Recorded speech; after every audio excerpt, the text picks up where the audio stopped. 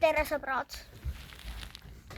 Siin, miks me täna oleme, siis ma räägin, miks mu osad videod on ingliskeelsed. Ma ei tea, miks ma seda näitasin. Aga tegelikult mul on venekeelsed osad. Okei.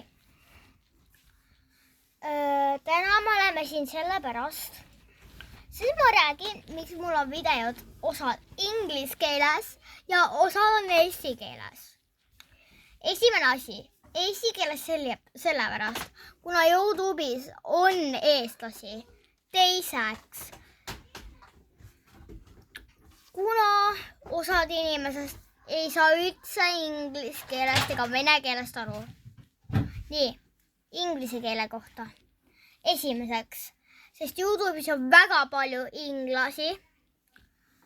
Teiseks, sest nad ei saa eesti keelest ega vene keelest aru. Ja see oligi tänane video teema.